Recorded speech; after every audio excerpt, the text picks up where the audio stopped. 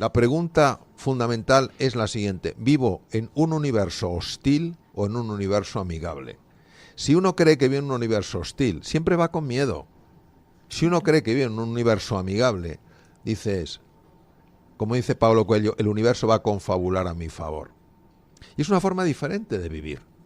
Porque de una forma vives en el miedo y de otra vives en la confianza. Nosotros tenemos que distinguir dos tipos de miedo. El miedo propio de nuestra condición material, es decir, si yo me encuentro en la selva de la India con un tigre de Bengala y no tengo miedo, tengo un problema.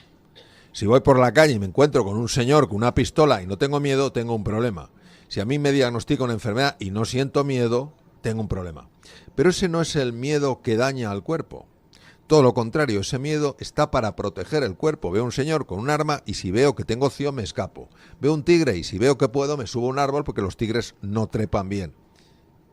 El problema del miedo en el ser humano es el que genera su propia mente. Ese es el problema. Porque eso hace que vivas constantemente en miedo. Y ese miedo se sabe que deteriora el cuerpo. El cuerpo no va a generar un miedo que lo deteriore. Si no lo genera el cuerpo, ¿quién lo genera? La mente humana. La mente humana, es decir, imagínate que una persona diagnostica una enfermedad y en ese momento tiene miedo. Pero ¿qué es lo que mantiene ese miedo? Esa conversación interna. Uy, no sé qué, y si esto no va bien, y si no sé qué. Y ese miedo lo genera la mente. Por eso, prácticas como el mindfulness, que son de aquietar la mente, se ha demostrado que son prácticas muy efectivas, incluso en formas de tumores malignos. ¿Por qué? Porque ese tumor maligno está haciendo que la mente favorezca su crecimiento. Por ejemplo, cuando una persona está constantemente con miedo, libera una serie de hormonas que favorecen la progresión del tumor. Entonces, una cosa es que tengas tus momentos de miedo, lógico, porque está en peligro tu naturaleza física, y otra cosa muy diferente es vivir permanentemente asustado. Eso lo genera la mente humana. Eso lo genera la mente humana. Por eso es tan importante aprender a aquietar la mente. A fijarte en el presente. ¿Hoy qué tengo? Hoy tengo esto. Mañana ya veré lo que tengo. ¿Un día a la vez? Un día a la vez. Una hora a la vez, a veces, a ratos. Una hora. Entonces, en el momento en el que tú no permites que el miedo te arrastre por la línea del tiempo hacia el futuro y te plantee un panorama desolador, y tú estás en el presente, en ese momento es mucho más difícil que el miedo entre. El miedo mental. El doctor Mario Alonso Puig, buenos días. Muy buenos días. Y gracias por acompañarnos. Gracias a vosotros. Pues mira, Carlas, el doctor Mario Alonso Puig es médico especialista en cirugía general y del aparato digestivo, fellow de la Harvard University Medical School y miembro de la New York Academy of Science y de la Asociación Americana para el Avance de la Ciencia. Pero para mí, Carlas, esto no es lo importante. Lo importante es que es una persona que nos ayuda a comprender cómo la ciencia nos puede facilitar un desarrollo como personas, nos puede ayudar a reinventarnos. Uh-huh. Bueno, pues si te parece vamos a sintetizar brevemente qué plantea nuestro invitado en su libro y después conversamos con él. Pues claro que sí. Mira, el libro Reinventarse, tu segunda oportunidad, de Mario Alonso Puig, parte de una base, y la base es la siguiente. Dice que cuando comprendamos por qué actuamos como lo hacemos, podremos empezar a diseñar nuevas estrategias que nos permitan alcanzar lo que parecía inalcanzable, que nos permitan, y de esto va el programa de hoy, reinventarnos y hacer una especie de versión 2.0, de versión mejorada de lo que algún día fuimos. Y esto vale tanto para parados como para personas que sin estar en paro quieren reinventar su vida. Bueno, Sergio, 3 claves tuyas, propias, para quien quiera reinventarse. Pues mira, yo te diría que, fíjate, cualquier persona que se quiera reinventar, 3 claves muy rápidas. La primera, tiene que salir de la zona de confort. Y yo le propongo un ejercicio a nuestros oyentes ahora mismo, y es que cada día hagan algo que les haga salir de esa zona de comodidad, esa zona de confort que, por cierto, a veces no es tan confortable, que hagan una llamada que les dé miedo, que escriban ese email al que le tienen pánico, que hablen con su padre, con su hijo, con su hija, con su primo, no sé, que salgan de esa zona de confort, que hagan una cosa cada día que les ayude a mejorar, que les dé miedo, vaya. Uh-huh. Bueno, zona de confort resulta paradójico porque muchas veces no es una zona de confort donde se está estable, tranquilo y apacible, sino todo lo contrario, ¿no? Es así. En fin, otro punto. Otro punto, Carlas, atreverse a cerrar puertas con el pasado. No podemos inventarnos una nueva vida si no cerramos con partes del pasado que ya no queremos, bueno, pues estar con ellas. ¿Qué propongo? Vaciar los armarios. ¿Qué propongo? Quedar con gente nueva.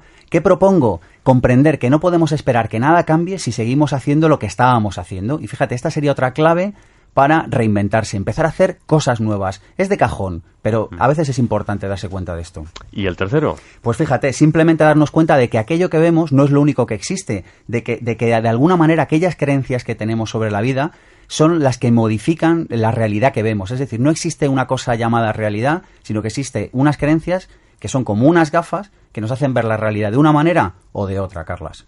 Señor Puig, al inicio del libro usted cita a Charles Darwin, dice, no es la especie más fuerte la que sobrevive, ni la más inteligente, sino la que responde mejor al cambio. Cuénteme eso. Bueno, a veces quedamos un poco obnubilados cuando vemos empresas enormes, cuando vemos personas tremendamente conocidas y pensamos que la gran fortaleza está en eso, está en el tamaño, está en la magnitud. Y la verdad es que al menos la experiencia parece mostrar que no es así. Aquellas personas, aquellas instituciones que tienen un núcleo sólido de principios y que a la vez son capaces de adaptarse a los nuevos entornos, en el fondo no solo son las que sobreviven, sino además son las que prosperan. Mario, nuestras experiencias, especialmente aquellas que son muy intensas desde el punto de vista emocional, son las que dan lugar a nuestras creencias inconscientes, que hablábamos hace un momento de ellas. Son aquellas creencias que actúan por debajo del plano de la conciencia y que nos hacen, bueno, pues ver la realidad de una manera o de otra. Y yo te pregunto, ¿cómo incidir sobre esas creencias? ¿Cómo cambiar esas creencias? ¿Cómo detectarlas, de hecho? Bueno, las creencias que tienen más impacto en nosotros no somos conscientes de que las tenemos. Operan a nivel inconsciente. Es importante que sepamos que este tipo de creencias para nosotros son certezas incuestionables y están dirigiendo muchísimos de nuestros procesos mentales. La clave para saber cuándo una persona tiene una creencia limitante es observar el cuerpo. Cuando un ser humano se llena de tensión ante una situación determinada, cuando un ser humano siente que su cuerpo se bloquea, que su mente se nubla, en ese momento sabemos que una creencia limitante se está activando. En lugar de pensar que ese desafío es demasiado grande, yo invito a un momento de paz, un momento de serenidad y hacerse uno a sí mismo una pregunta. ¿Qué me estoy diciendo a mí mismo? ¿Qué me estoy diciendo a mí misma para sentirme tan insignificante, tan pequeño en esta situación? Qué difícil es eso, ¿eh? Es difícil porque las creencias inconscientes tienen, yo lo llamo su propio sistema inmunitario, su propio sistema para preservarse y mantenerse. Es mi experiencia que cuando buscamos espacios de soledad, espacios de tranquilidad, y hacemos esta pregunta y tenemos la paciencia de aguardar, surge una idea de un lugar muy especial, no procede, la sensación es que no procede de la cabeza, la sensación es que procede del cuerpo. Te viene algo, te viene una idea, te viene un pensamiento muy sorprendente, descubres una nueva realidad y lo que notas inmediatamente es como el cuerpo en su totalidad se relaja. Es como si te hubieras quitado un montón de kilos que tenías en la espalda o llevabas en la espalda sin darte cuenta de que los llevabas. Uh-huh. ¿Cómo sabemos con qué filtros mentales quedarnos, Mario, y cuáles rechazar? Porque, claro, yo una cosa que me encuentro a veces es que hablas con personas y dices, hombre, pero tampoco es plan de echar por la borda todo lo que he aprendido en la vida. ¿Habrá algo que me sirva? Por supuesto, por supuesto. A ver, la reinvención no consiste en rechazar el pasado, sino en aprovechar al máximo toda la información que viene del pasado. El pasado nos ha de informar. Lo que creo que es importante es que no nos determine. Los filtros son esas gafas de las que tú hablabas, Sergio, que moldean, modulan y alteran nuestra percepción de la realidad. Cuando un ser humano se siente absolutamente impotente para hacer frente a un desafío o a un reto que se está encontrando en su vida, no cabe duda que esos filtros están actuando. No quiere decir para nada que el problema no sea difícil, el problema puede ser muy complejo. Cuando tenemos esa sensación de absoluta impotencia es porque hay una creencia limitante. Siempre hay un camino, a lo mejor no un camino para resolver perfectamente el problema, sí un camino para darle una respuesta a ese problema, a ese reto. Señor Alonso Puig, usted dice en el libro, mientras sigamos pensando que la personalidad es algo que como adultos ya tenemos definido, esa misma convicción va a dificultar mucho que podamos hacer nada para cambiar. lo que nos hace recordar, por ejemplo, esas frases hechas, yo es que soy así, o a mí nunca me ha gustado esto o aquello. ¿Todos estamos dispuestos a cambiar? Magnífica pregunta. En absoluto. Muchas personas dicen que quieren cambiar y no hacen absolutamente nada para cambiar. Porque el cambio personal, la transformación, da mucho miedo. Es salirte de esa zona conocida, de tu status quo, y empezar a explorar más allá de las limitaciones que uno mismo se ha impuesto. La personalidad es como un rol, como un papel. Si una persona en una empresa, pongamos por ejemplo, considera que todo lo que es ella queda definida en el papel, jamás se saldrá de su papel, y no cabe duda de que podría hacer cosas más allá de su papel. Igual ocurre con la personalidad. Cuando nosotros decimos yo soy aquí, nos estamos limitando a una descripción que hemos hecho de nosotros mismos que nos impide absolutamente explorar nuevas posibilidades y nuevas oportunidades para nuestra vida. Es la rigidez con la que nos definimos nosotros mismos la que en el fondo nos está limitando. Es como si de alguna manera nos hiciéramos adictos a la imagen que tenemos de nosotros mismos y pensáramos que si ella desaparece, desaparecemos nosotros. En el fondo es un problema de temor que vamos a perder nuestra personalidad. Sí, de hecho esto es así, se llama angustia óntica. Cuando una persona se ha definido con un papel, quitarte ese papel es quitarte tu sensación de valor. Esto, por ejemplo, pues lamentablemente lo estamos viendo con mucha frecuencia ahora. Una persona que se ha visto durante muchos años pues en un cargo determinado, en un puesto determinado, y por las cosas que están ocurriendo se ve sin puesto de trabajo, lo que ha perdido es un cargo, no se ha perdido a sí mismo. Esa persona sigue teniendo un extraordinario valor, sigue teniendo unos enormes recursos, una tremenda potencialidad. Ahora, si esa persona se define en base a ese papel, pensará que ya no es nadie. Lo mismo pasa en las transformaciones de la identidad, de la personalidad. Empezamos a tener sensación profunda de vértigo y creemos que si expandimos los límites de nuestra personalidad ya no nos reconoceremos a nosotros mismos. Y en el fondo lo que haremos será desplegar y permitir que florezca la verdadera naturaleza, la verdadera realidad que somos. Doctor, yo no sé si, sin ser demagogos, no sé si la crisis está ayudando a remover esas personalidades. Bueno, la crisis, en el fondo, es una llamada a hacer un cambio fundamental en la forma de pensar, en la forma de vivir y en la forma en la que la sociedad contempla las cosas. Lo que ocurre es que dependiendo de la forma en la que nosotros valoramos esa crisis, vamos a obtener un resultado u otro. Por ejemplo, si una persona ante una situación de crisis, una situación de dificultad, una situación de inflexión en su vida, lo valora como una oportunidad para hacer un cambio fundamental en su forma de comportarse, en su forma de moverse, en lo que sea, en ese momento esa crisis le va a ayudar a explorar un campo nuevo.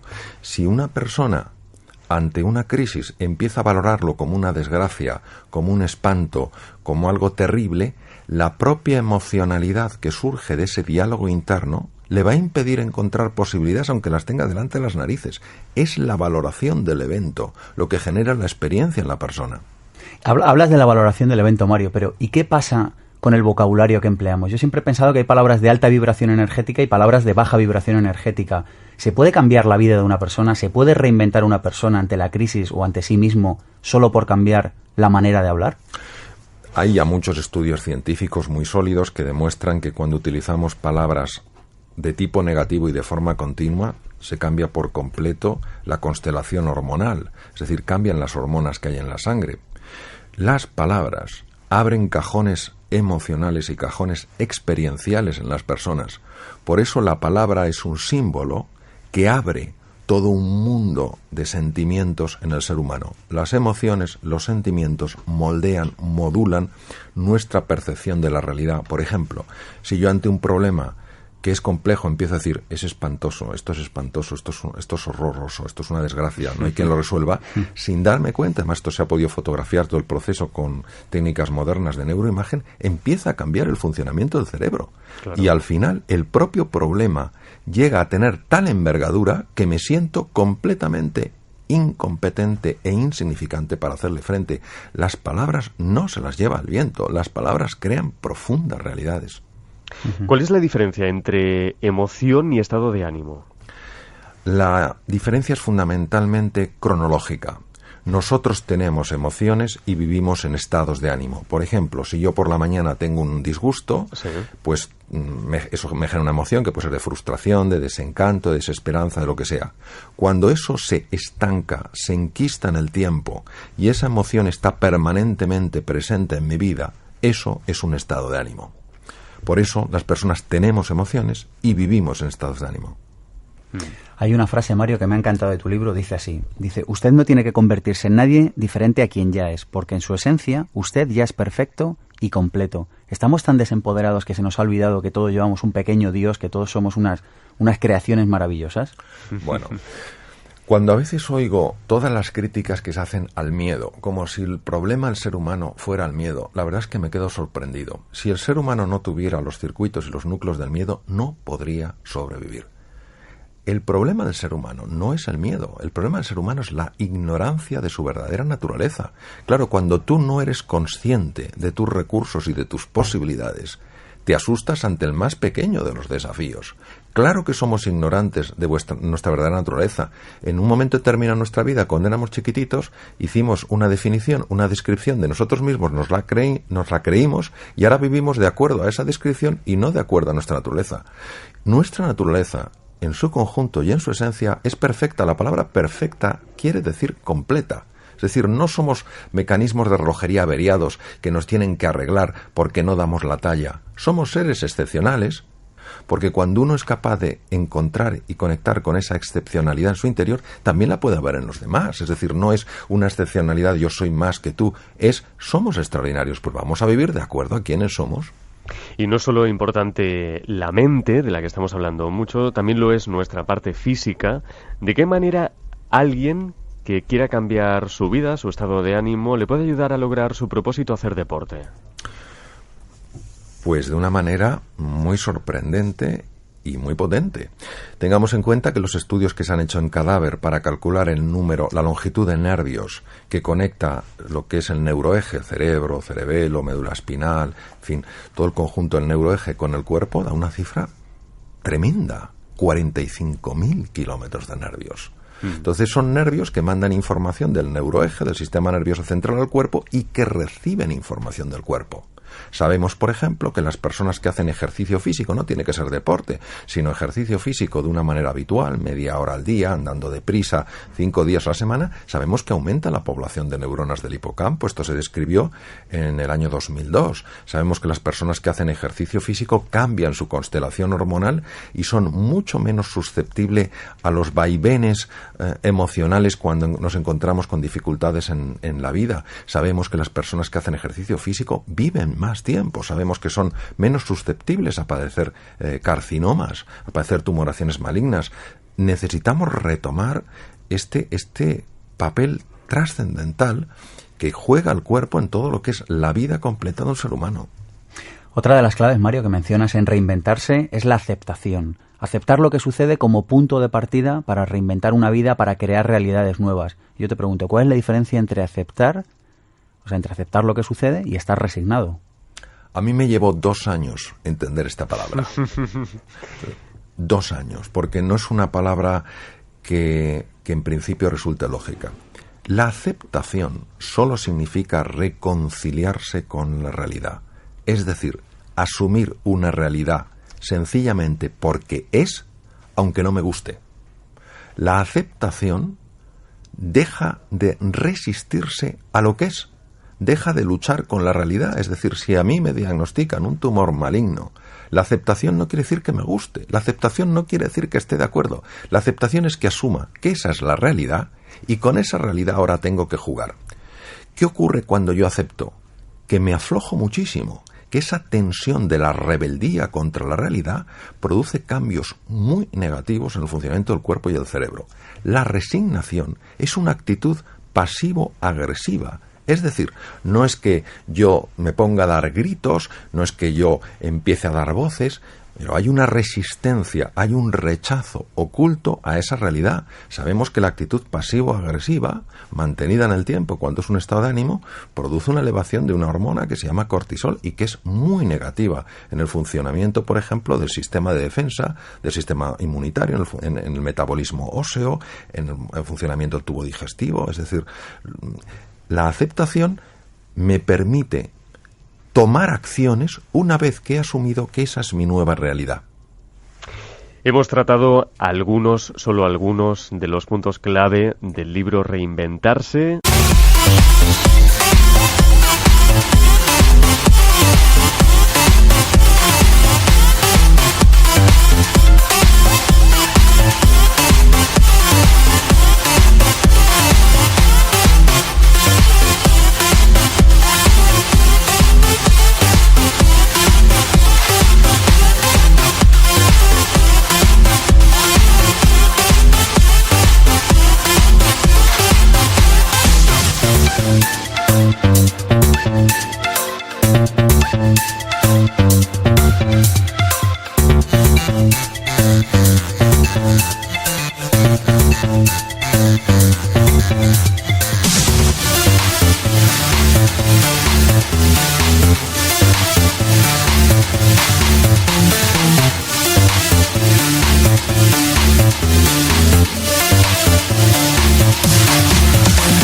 Tu segunda oportunidad, editado por Plataforma Editorial. Le agradezco muchísimo, doctor Mario Alonso Puig, que se haya desplazado hasta los estudios de Radio Nacional de España en Prado del Rey para hablar de esas claves. Y como decíamos al principio, Sergio, estarás de acuerdo conmigo, me imagino.